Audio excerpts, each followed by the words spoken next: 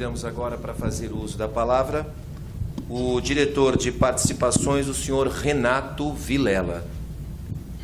Bom dia a todos. Em primeiro lugar, gostaria de agradecer à senhora Lia Menezes pelo convite, a oportunidade de estar aqui com as senhoras e com os senhores e participar do debate amplo, franco, aberto, que, no final das contas, é um dos nossos deveres aqui como diretores do fundo.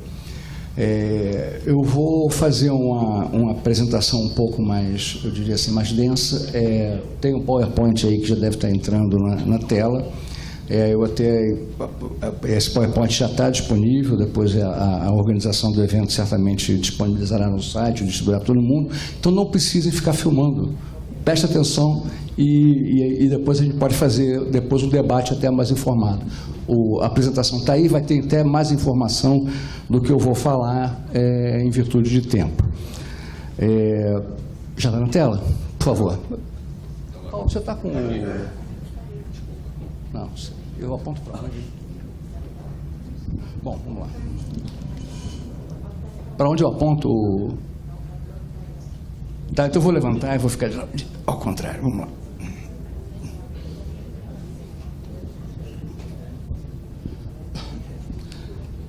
Eu vou começar falando rapidamente, dando uma pincelada muito rápida sobre o que é de para diretoria de participações. Perfeito, está ótimo.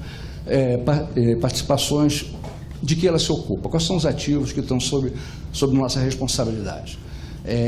Como já foi colocado, tanto o Carlos quanto o Paulo que me antecederam, participações societárias estruturadas, nós temos uma gerência específica para isso, chamada GEPAR. Nela nós temos 12 investidas diretas, ou seja, empresas das quais nós somos acionistas e do quais participamos da governança dessas empresas. Dessas empresas, 22 investidas indiretas, ou seja, em boa parte do caso das 12, são holdings de outras empresas que estão abaixo delas. Temos 52 fundos de investimentos. Já vou adiantar, é muito, mas muito, e a gente vai ver depois por quê.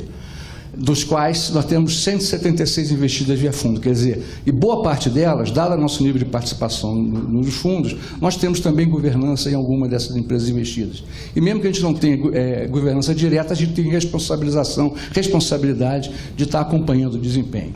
Ou seja, 176 empresas. Os senhores imaginam o trabalho que é acompanhar mensalmente, semanalmente, o que acontece nessas empresas no sentido de garantir o melhor retorno possível. Tá? Essa carteira de participações diretas hoje está em 10,6 bilhões de reais. Além disso, como os senhores sabem, temos as participações imobiliárias, ou seja, participamos em 16 shoppings, 7 hotéis, 20 imóveis corporativos, edifícios que a gente costuma chamar também de imóveis para renda, das quais também agências bancárias. Fique à vontade, o slide vai estar depois disponível para todo mundo, mas tudo bem. Talvez botar na internet logo, eu acho que é bom, perfeito. Galpões, outros tipos de imóveis, num total de 5 bilhões de reais. E aí, nas participações imobiliárias, eu diria que, do ponto de vista de trabalho, de horas trabalhadas, é completamente desproporcional. Ainda que nós tenhamos muito trabalho, na parte dos imóveis nós tomamos conta desde shoppings, como o Shopping Morumbi aqui em São Paulo, até, como eu costumo brincar, a lojinha lá em Nova Iguaçu, que é alugada para uma manicure que por algum motivo apareceu no nosso ativo. Então, o grau de controle exigido, o grau de documentação, acompanhamento não é muito diferente. Né? O que, eventualmente, nós temos quase que embutido no nosso DNA uma dose alta de baixa produtividade, né? De ineficiência, porque gastamos um tempo muito grande tomando conta de ativos que são muito pouco valor, com valor muito pequeno e que geram uma renda muito maior. Mas isso é um problema que a gente vai discutir no tempo. Quando chegamos a um ano e pouco, encontramos um cenário mais ou menos, vou tentar resumir aqui, que era um clima institucional de alto estresse. Vocês imaginam, chegamos uma semana depois da Greenfield, e eu estou colocando essa linha do tempo aí há um ano atrás, simplesmente porque antes de lá eu não estava, não tenho capacidade de discorrer com tanta propriedade quanto eu tenho em relação ao que aconteceu depois. Equipes muito inseguras. Claro, imagine os senhores, os chefes todos, ou boa parte deles, tinham saído algemados da FUNCEF. Um clima completamente sem governança, como todos os senhores já sabem, a gente pode falar um pouquinho mais sobre isso, em que não se sabia qual seria o dia de amanhã, principalmente o pessoal de área técnica, onde eles não eram demandados, fazer análises aprofundadas. Quando faziam, eles eram punidos por isso, entre aspas, e se viam numa situação com bastante ênfase em investigação e controle, que é natural, é até recomendável situações como essa, mas que eles não tinham certeza de se poderiam ser arrastados, dragados, levados pela corrente por questões em que eles não tinham controle, não tinham capacidade de avançar, né? Mais de 50% hoje do nosso tempo, e também isso é um tópico que eu vou aprofundar um pouco mais adiante, nós gastamos hoje, em vez de gastar na melhor gestão dos nossos ativos, nós gastamos quase metade do nosso tempo gerando informação para os órgãos que nos têm escrutinizado de forma muito profunda. Também os senhores vão ver um pouco mais de detalhes sobre isso adiante.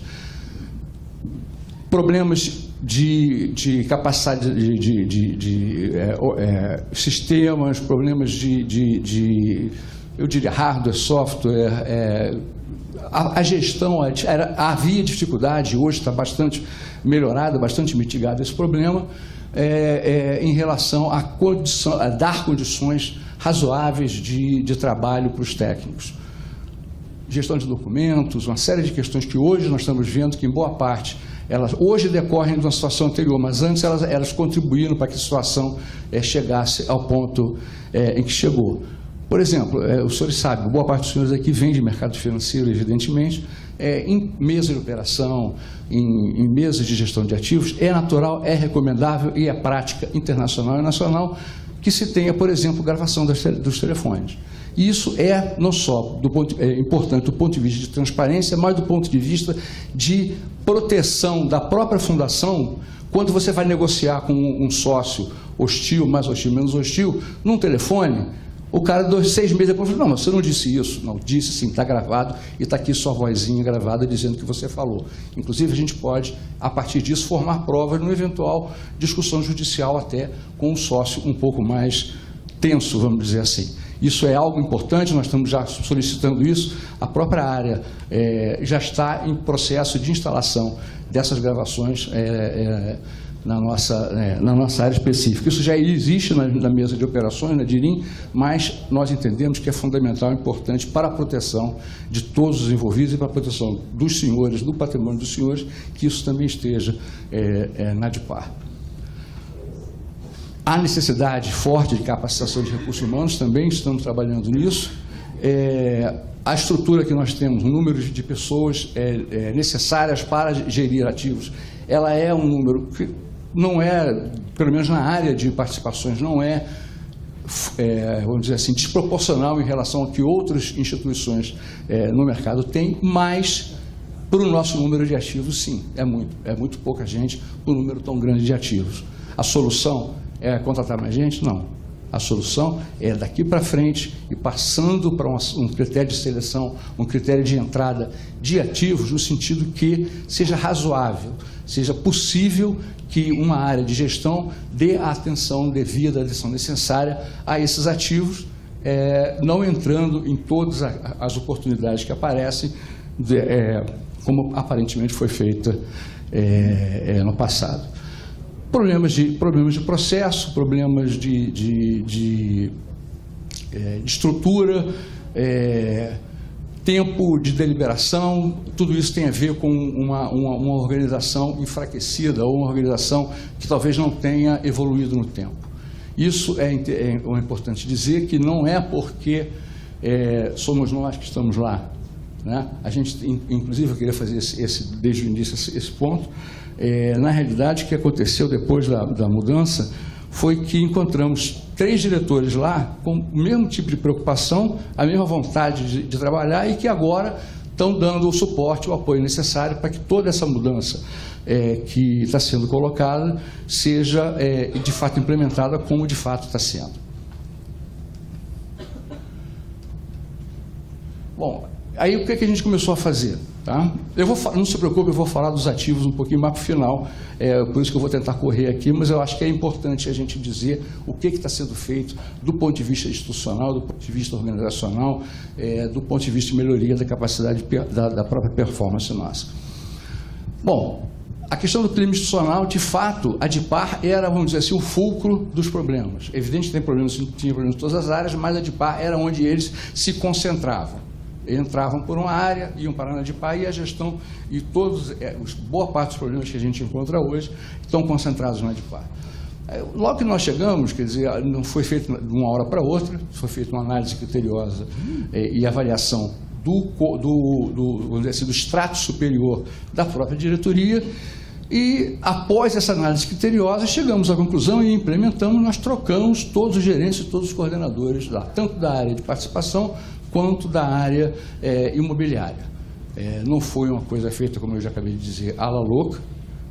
Avaliamos, conversamos, entrevistamos, tentamos ver, na medida da existência de informações, avaliamos a performance passada, tivemos informações muito importantes, um subsídio muito importante dos diretores eleitos que já estavam lá e que já conheciam algumas questões. Nós bebemos dessa fonte, por assim dizer, e fizemos essa mudança. Na reposição dessa mão de obra, nós procuramos todas, assim, eu diria que tem 3 fontes principais. Mercado, nós fomos ao mercado, trouxemos profissionais de destaque no mercado, aproveitamos a nossa localização em Brasília, que é um repositório de capital humano fantástico, dada a boa parte da experiência profissional de pessoas que estão lá em setor público, que tem a grande vantagem de conhecer processos, de ter uma governança um pouco, pelo menos do ponto de vista formal, né, tem uma governança um pouco mais complexa. E aproveitamos também o que eu chamo de prata da casa. Investigamos, tivemos tempo, conversamos com as pessoas e conseguimos fazer um mix, uma mistura, em que nós trouxemos, hoje nossos gerentes são ou de mercado, ou são pessoas do próprio FUNCEF que foram identificadas como profissionais competentes, ou pessoas que eu trouxe, por exemplo, dada a minha história passada, trabalhei bastante tempo no Tesouro Nacional, etc., trouxe alguns técnicos do Tesouro Nacional para que pudessem nos ajudar a FUNCEF para montar nesse processo de reconstrução, particularmente da nossa diretoria. Bom, eu vou passar para não ficar parecendo que eu estou fazendo propaganda aqui. Eu acho que o caso é mais dar um pouco de conhecimento daquilo que nós estamos fazendo, é nosso dever de transparência. Em termos de estrutura e processos, reestruturação da GEPAR, como a gente já falou, a questão do TAC imobiliário, que os senhores imagino que acompanhem com bastante cuidado. Posso falar muito rapidamente, mas eu tenho quase certeza que virá alguma pergunta em relação a ele, então não vou gastar os meus 15 minutos aqui. O fato é que o TAC está assinado, nós temos um prazo bastante razoável para reenquadrar a área imobiliária, então o risco a pressão que se sofria há um ano atrás de eventualmente ter que se desfazer de ativos imobiliários de bom desempenho, hoje não tem. Hoje a gente pode fazer uma escolha muito mais criteriosa de como voltar e como a FUNCEF se reenquadrará nesse ativo sem pressão para vender as joias da nossa coroa, vamos dizer, por assim dizer. Bom, vamos lá. Tá difícil. É pena que está escuro, mas assim, tem um ponto aqui, deixa eu voltar. Atendimento de demandas. Eu falei muito rapidamente. A DIPAR, particularmente pelo fato de ter sido o centro de gravidade aí de boa parte dos problemas, ela está sendo demandada por um conjunto muito grande de órgãos, instituições, áreas de controle de várias áreas de Brasília, vamos dizer assim, do setor público. Então, se vocês não conseguirem ler, eu vou ler para os senhores aqui. Evidente que não posso chegar perto do micro, um grande demandante de informações é a Previc, que é o nosso órgão regulador. Ministério Público Federal, graças à nossa situação, que o presidente já aludiu no início, de colaboradores, de assistentes de acusação, é natural que nós tenhamos que gerar muita informação para o próprio Ministério Público. A CVM, obviamente, também está nos inundando com solicitações de informação, etc. Força-tarefa da Caixa. A Caixa criou uma força-tarefa específica para olhar para a FUNCEF e para entender o que aconteceu de errado no passado. Bom, a nossa auditoria interna, fazendo o trabalho normal, evidente, um pouco mais acelerado, dadas as circunstâncias que nós temos. A auditoria independente tem que fazer o trabalho dela, reuniões, informações, etc. A FUNCEF, provavelmente o doutor Paulo vai falar assim que eu terminar, criou uma área específica para controle, responsabilização, investigação e responsabilização daquilo que deu errado no passado. Nós chamamos de CTA, Comissão Técnica de Apuração. Está em pleno funcionamento. Acabamos, inclusive, de votar uma expansão da sua área de trabalho, porque o número de processos está cada vez maior. Nós temos que dar condições mínimas de trabalho para essa comissão, para que ela chegue a um bom final. Também ela está demandando muita informação, demandando muito tempo para responder, para explicar, para esclarecer, para entender perguntas, etc. Unidade de fiscalização e controle da própria Caixa. É evidente que a Caixa tem o dever de nos acompanhar. Ela tem feito isso com um pouco mais de, vamos dizer assim, de frequência e de ênfase no passado recente. Tudo bem. A parte desenvolvida nos processos administrativos e investigativos. Nós também somos obrigados a, se descobrirmos alguém, se abrimos um procedimento contra alguém, algum funcionário, algum ex-diretor, etc., é evidente que, por dever a gente tem que dar as informações para que a pessoa possa se defender, até para não dar depois um motivo para que a pessoa venha a alegar que não teve acesso à informação e derrubar o nosso processo de apuração. A própria patrocinadora está nos auditando, a própria área de controle interno da patrocinadora está nos auditando. Bom, e aí só para colocar aqui, eu não vou entrar em detalhes, isso vai estar aqui com os senhores, só para ver, só para vocês terem ideia do tipo de... as respostas que nós damos, a quantidade, quais são as providências, etc. Então, assim, isso eu entendo que, e esse é o último slide dessa partezinha, eu entendo que nós devíamos mostrar que o que está por trás do nosso trabalho, aquilo que nós estamos fazendo, não só do ponto de vista de melhorar a gestão, mas para melhorar a gestão, a gente tem que melhorar o processo, a gente tem que trazer as melhores práticas para dentro. Para trazer as melhores práticas para dentro, a gente tem que saber da melhor maneira possível o que aconteceu. E tem que ser através desses processos. A gente não pode fugir do marco legal brasileiro, a gente não pode fugir das melhores práticas de auditoria, das melhores práticas de controle, a gente tem que se virar nos 30, como alguém fala, porque a gente tem que fazer tudo isso, e além de tudo isso que a gente tem que fazer, a gente já tem que ter tempo, cabeça fria, capacidade de gerir esses ativos que são complicados, são ativos tensos, em que o fato de nós termos governança em boa parte deles nos traz uma responsabilidade muito maior do que em outros tipos de ações que a própria FUNCEF. Deixa eu ver um pouco.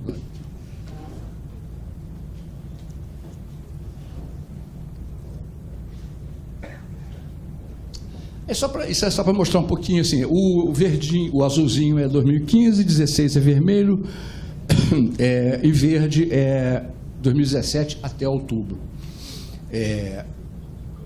Os senhores podem ver que boa parte dessas ações, para quem não está conseguindo ver, é geração de relatórios, geração de documentos, seja para dentro do trabalho interno da FUNCEF, seja para dar atendimento a demandas externas de controle. Então, temos comunicações internas, é a forma normal, formal, como as áreas da FUNCEF se comunicam, comunicação externa, quando são para parceiros externos, relatórios, pareceres, orientações de voto e uma coisa nova que eu vou falar rapidinho no final, memórias de reunião. Olha, vocês veem que até até outubro de 2017, boa parte a FUNCEF começou a gerar relatórios formais ou documentos formais do nosso trabalho, tá? De uma forma muito mais intensa, muito mais dinâmica do que fazia até então. E por que é isso? Tá? Eu não estou dizendo que o nosso número agora está mais do que o normal, não. Eu estou dizendo que no passado não existia o suficiente. Porque isso a gente vai procurar, o doutor Paulo, o Max, que acompanha isso de forma muito próxima, sabem, nós vamos procurar as informações não existem. A gente não sabe onde elas estão. Pode ser até que estejam na FUNCEF, mas elas estão desorganizadas de uma maneira que hoje você não consegue encontrar. Nós estamos trabalhando, a área administrativa e as outras áreas, dentro da recuperação do passado, mas é obrigação da nossa área também passar a gerar essas informações e zelar para que elas sejam arquivadas, para que elas sejam preservadas da maneira correta. Tá? Então, isso explica, alguém pode olhar assim, está vendo, vocês estão muito mais burocráticos do que o passado. Não. Nós estamos hoje nos preocupando em deixar evidências do nosso trabalho, explicação, por que a gente foi pelo caminho A, não foi pelo caminho B, tem uma motivação, como o Paulo já colocou no início, uma motivação técnica que está plenamente explicada em documentos, sejam eles guardados em papel, sejam eles guardados de forma eletrônica. Daí explica a geração, um aumento de geração de relatórios, como vocês podem ver. O último pontinho lá, que só tem um negocinho em 2017, é o seguinte, também seguindo as melhores práticas do mercado, hoje, na ADIPAR, nós gravamos todas as reuniões para análise de todos os ativos. Isso por quê? Não é porque é o nosso dever, porque é a melhor prática. É assim que deve ser. Tudo que a gente faz, tudo que a gente decide, tem que ser recuperável, tem que ser explicável no futuro. E a gente tem que criar essa tradição, essa forma de trabalho. Então, por exemplo, a partir do momento que a gente conseguiu que a nossa DIAT nos provesse com os recursos para isso, a gente vai discutir uma pequena participação num FIP no Nordeste, no valor de R$5 milhões.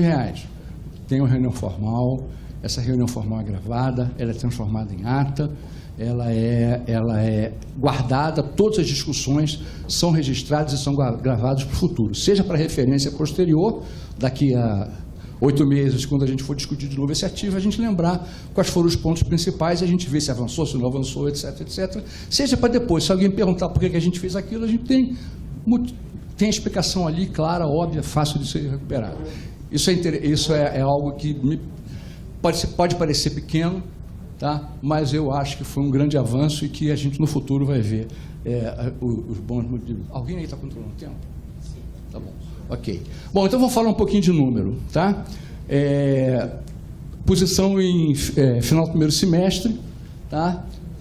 Ativos de 10,6 bilhões de reais. Tivemos uma evolução patrimonial negativa, como isso é claro, o senhor já sabe. Eu acho que o que eu queria nesse slide colocar é os números, de novo, a quantidade de veículos de investimento que a gente tem, 50 e tantos FIPs, outros tipos de fundo, ativos operacionais investidos debaixo desses fundos, 192, aquele número que eu dei antes, que era um pouco menor, era só de FIP, aqui são outros tipos de fundo, que também tem veículos, outros tipos de veículos que também tem investidas embaixo. E, para tudo isso, nós temos 34 gestores. Tá? Temos 34 gestores.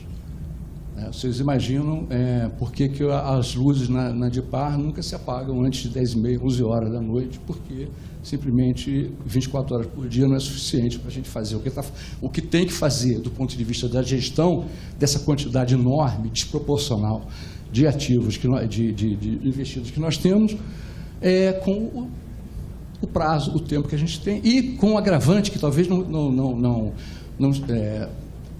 a maioria dos senhores não tem a noção clara, prazos. Esse é que é o grande problema. Nós temos prazos nas governanças de cada uma das investidas a cumprir. E nem sempre os nossos prazos internos, por questões de compliance, por questões de rigidez nas nossas práticas, nem sempre os nossos prazos internos são compatíveis com os prazos internos. Muitas vezes nós somos forçados a tomar decisões num 2, 3, 4 dias úteis, enquanto os prazos normais da própria FUNCEF são mais largos.